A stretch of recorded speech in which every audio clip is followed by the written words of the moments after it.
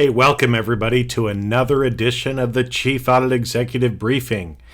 Hey, this week, as promised, I'm going to talk a little bit about your annual audit planning process because this is one of the areas where I get a lot of people reaching out to me and asking questions. So some of the most common questions kind of relate to, doing a risk-based audit plan. We've got other groups in the organization that are doing risk assessments. Do we need to do one too? Should they be combined? How does that all work? So let me talk to you about how it probably should go. Now, in the standards, there is a discussion that while you were developing our annual audit plan, we need to base it on a risk assessment. Now, a lot of auditors misinterpret that to think they are the one who has to do the risk assessment. It just says that it needs to be based on a risk assessment. And so here's the reality. You're probably going to be in one of two buckets. Either you have a mature enterprise risk management group and they are doing their own risk assessment, or that may not exist and you are doing the risk assessment for the organization.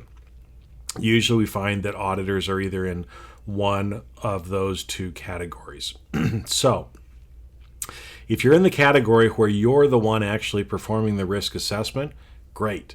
You're doing the risk assessment for your organization as part of your audit plan, and you share that and work with others in management to be able to do that. So that's perfect. If you have an enterprise resource or a risk management group that is doing a risk assessment, you should be involved in that. If not, if you're not invited or participating in that, you still want to get the results of those risk assessments because you should be using that as a primary basis for determining your audit plan for the year. Okay, so, again, it's best if you can be involved in that process.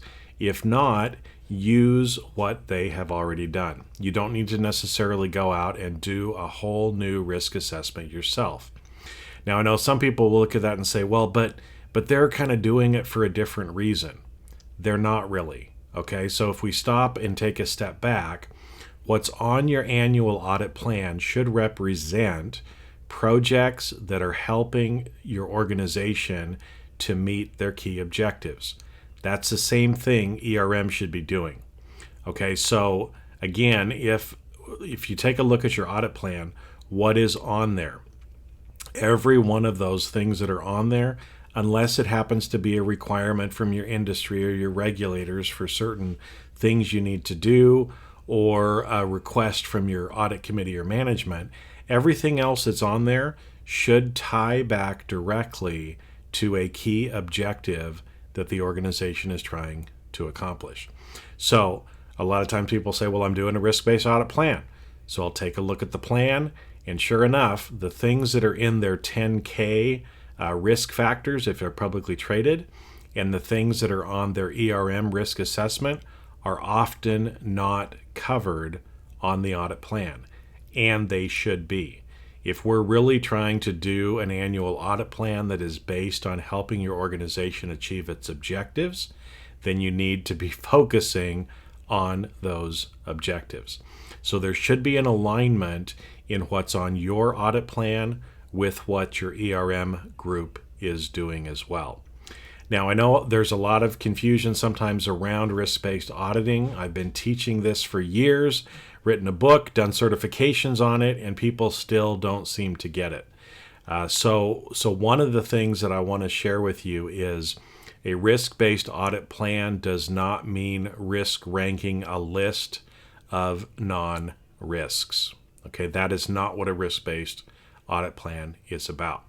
If you're interested in learning more, I'm actually doing a couple of free webinars about risk-based audit this month. So I've included that below. There's one on the 16th and one on the 31st. So if you're interested in learning more about that, sign up, come to the webinars, or just email me and I'm happy to explain a little bit more. Just don't have enough time in today's video. So with that, again, try to make sure that your audit plan is aligned with the real risks of your organization. And like I said, if your ERM group is doing a risk assessment, try to leverage that and don't do your own complete risk assessment, but use that as the basis for determining your annual audit plan. So have a great week, and I will talk to you this next week.